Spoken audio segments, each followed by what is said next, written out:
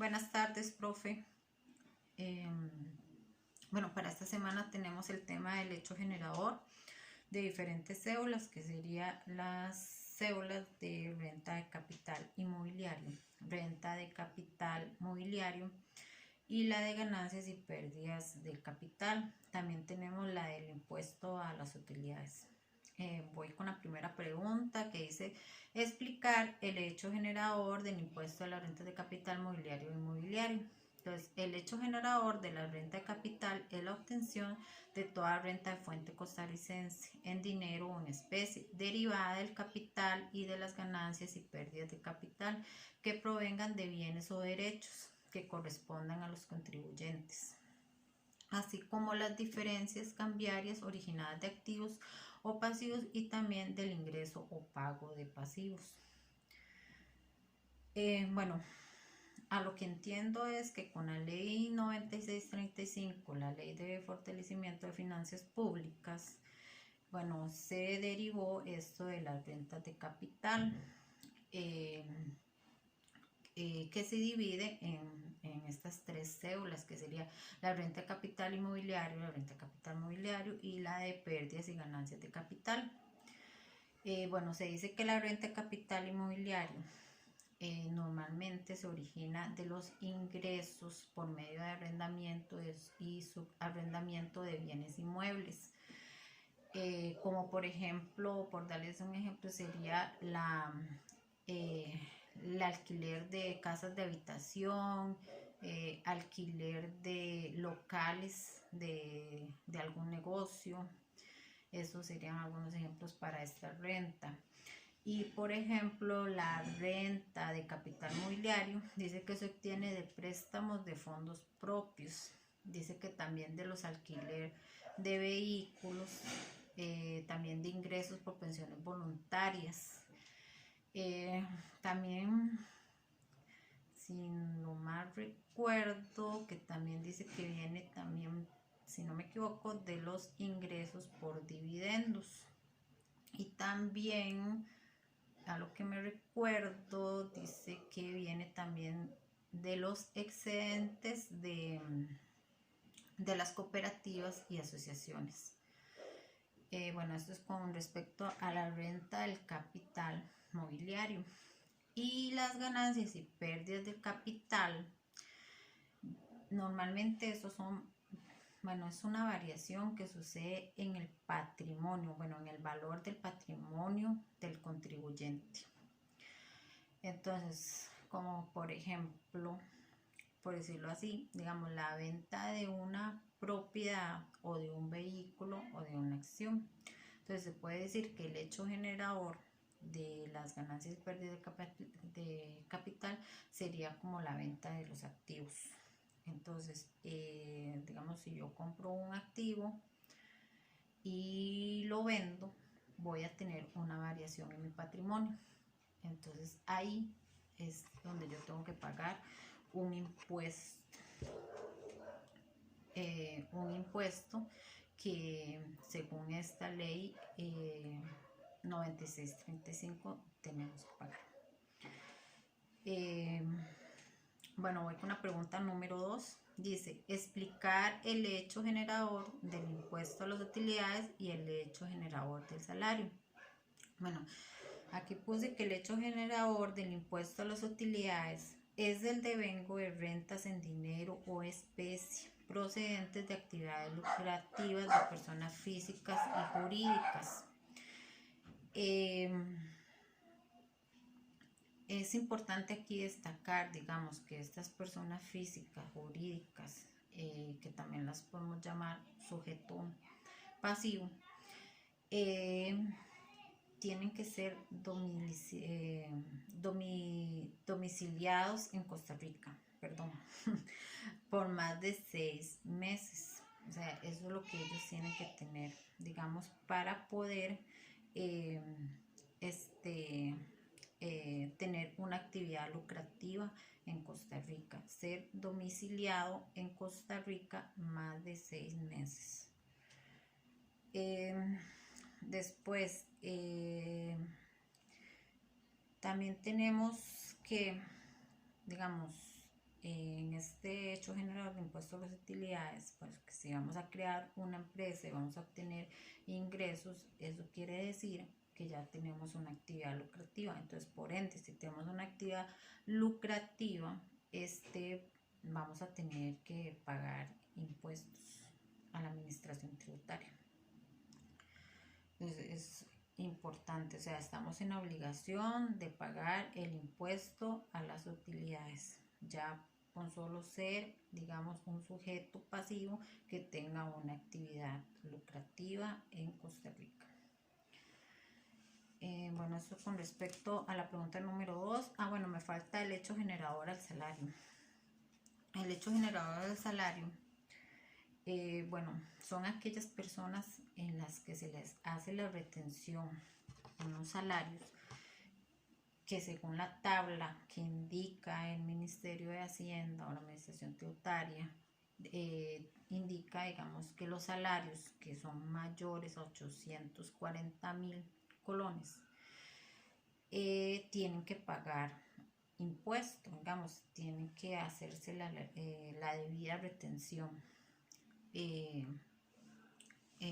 según bueno, el salario pues que ganen, ¿verdad? Entonces, a estas personas que ganen más de 840.000 colones, la empresa pues donde trabajan o sí, normalmente la empresa donde trabajan, normalmente son personas físicas, ¿verdad?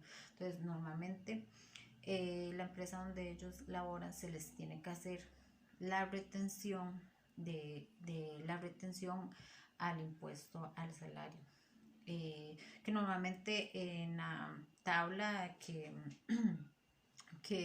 tiene la administración tributaria lo desglosa por subgrupos, ya sea de un 10%, un 15%, eso depende el salario que pues que tenga, ¿verdad? Digamos, si es un salario pues mayor a 840.000 colones, va a tener que pagar pues un porcentaje, digamos, de esa, bueno, se le va a retener un porcentaje, por decirlo así, de ese salario pues que esta persona física gana. Eso con respecto, digamos, al hecho generador del impuesto al salario. Después, con la pregunta número 3, dice, si vendo una propiedad que me heredaron por 30 millones de colones, ¿se paga algún impuesto? Indicar cuál. Bueno, con respecto a esta pregunta, en realidad yo sí tengo duda. O sea, tengo muchas dudas, profe, pero ojalá ahí me las pueda aclarar. Bueno, en esta pregunta, bueno, tengo entendido que digamos que cuando a uno le heredan una propiedad, bueno, antes de, bueno, que se le herede la propiedad a otra persona, bueno, creo que hay que hacer un trámite largo, o sea, no es así, digamos, de que le pasan nada más la propiedad y ya, sino tiene que pagar, bueno, esa persona que va a heredar tiene que pagar varios impuestos, digamos, creo que es el impuesto de la plusvalía municipal y también el impuesto de sucesiones, algo así como que leí. Pues esto antes de hacer pues el traslado de la propiedad, ¿verdad? Y también pues muy importante, digamos que esto también, esta persona, antes de, bueno, de vender de vender la propiedad, pues en el registro de la propiedad ya tiene que estar esa propiedad a su nombre, ¿verdad? Entonces es importantísimo. Pero bueno, según lo que indica la pregunta, es indicar el impuesto el cual se paga. Entonces, ya cuando él venda esa propiedad, bueno, tengo entendido que se pagaba el impuesto de la renta de las personas físicas. En ese caso, que dice que este impuesto se calcula sobre la ganancia patrimonial y es, digamos, la diferencia entre el valor de la adquisición de la vivienda y el valor de la venta. Entonces, es el impuesto que digamos, que se paga, el impuesto de renta de personas físicas. Pero con esta ley 9635, donde indica el impuesto sobre las ganancias de capital, dice que se paga un 15%. Se paga un 15% cuando se vende una propiedad, pero tengo entendido, digamos, que son como propiedades, digamos, por ejemplo, digamos, digamos, propiedades o empresarios que se dediquen como a vender casas de habitación o cosas así que digamos, sí aplica a hacerles esta retención del 15%, porque tengo entendido, bueno, según lo que indica el impuesto sobre las ganancias de capital, o esta renta de impuestos sobre ganancias de capital, dice que hay una parte donde dice que este tributo no aplica para personas que venden la casa pues donde ellos viven. Digamos, por ejemplo, mi casa, que si yo la quiero vender, digamos, en mí no aplicaría, digamos que yo tendría que pagar ese 15% porque es la casa donde yo vivo. Y y también dice que no aplica para herencias, entonces ahí fue donde se me confundió, porque dice que no aplica para herencias ni ganancias de lotería.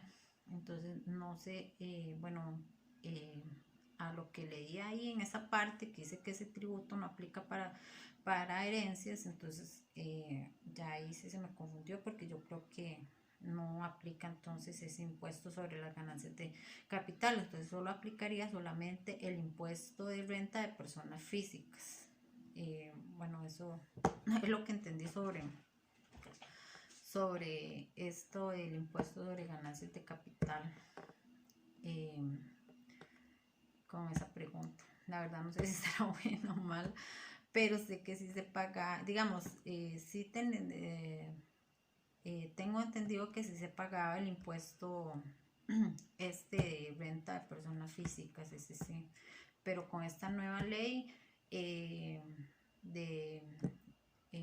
del impuesto sobre las ganancias de capital, creo que no aplica, porque ahí hay una parte donde dice que no aplica para herencias ni tampoco para las personas que viven en su propia casa, digamos que si venden la casa donde ellos habitan, digamos, por decirlo así. Bueno, eso sería con la pregunta número 3. Con la pregunta número 4, dice que si tengo un salario de 2 millones de colones, ¿cuánto tengo que pagar por el impuesto al salario? Bueno, en esta pregunta es como resolver la operación, digamos, del salario de 2 millones de colones, al final cuánto pagaría. Entonces, con respecto a la tabla que dice que son de 840.000 colones el exento, ¿verdad? Y después de ahí serían de 840.000 colones a 1.233.000, se pagaría el 10%.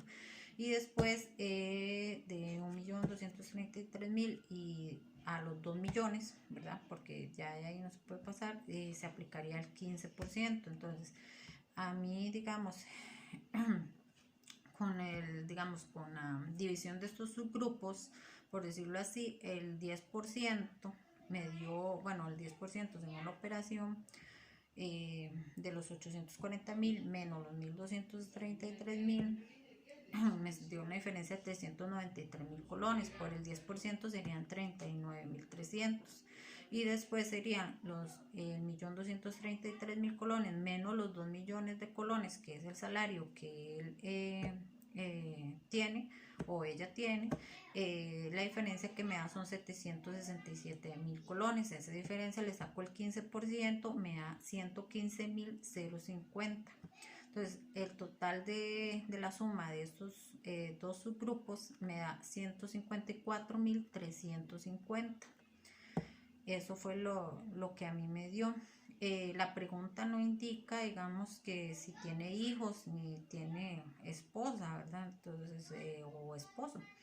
Entonces, digamos, pero si fuera una persona que ganara ese salario, pues tuviera hijos, digamos, se le aplica 1.570 por cada hijo. Y si tiene esposa o esposos, se le aplicarían 2.360. Pero la pregunta no lo indica, entonces a mí me dio 154.350. lo que tendría que pagar por un salario de 2 millones de colones. Eso con respecto a la pregunta número 4. Y con la pregunta número 5 dice que si alquilo una propiedad en 500.000 colones por mes, debo pagar impuestos y cuál o cuáles serán. Bueno, en esta pregunta, como es alquiler, dice que se paga el impuesto de renta capital inmobiliario. Entonces, se entiende que como es un alquiler, ¿verdad? Pues se paga el 15% de los ingresos. 15% de los ingresos. Entonces, también en esta cédula del impuesto de renta capital dice que la ley permite descontar un 15% como gasto deducible.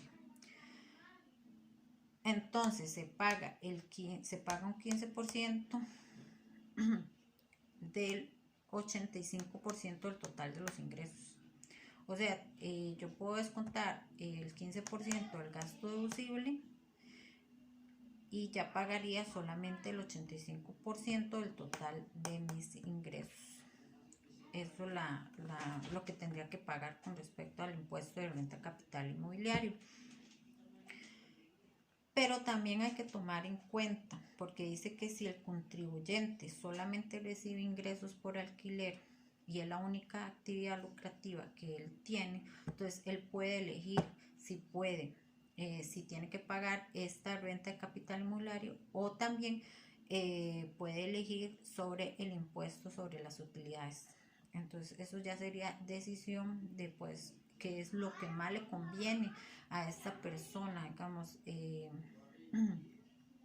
a este sujeto pasivo, que es pues qué es lo que más le conviene, si pagar la renta de capital inmobiliario o el impuesto a las utilidades.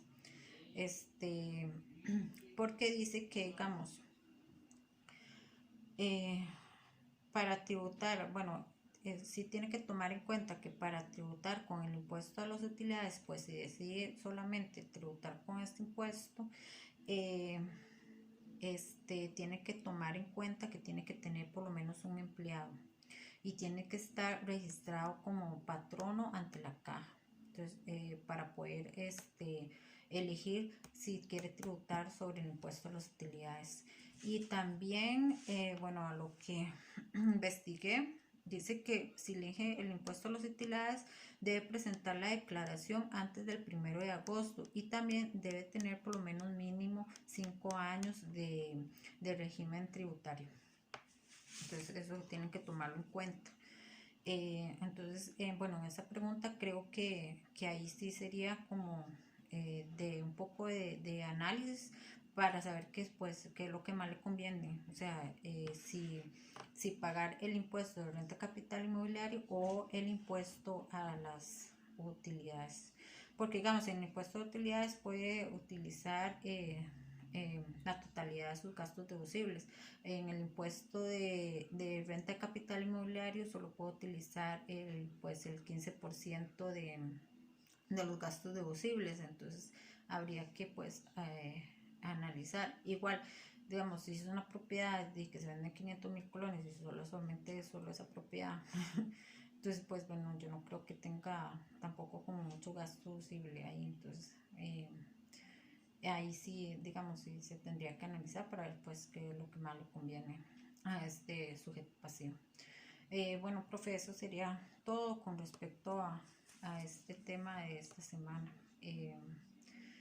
Muchas gracias. Buenas noches porque ya van a ser casi las 7. Gracias.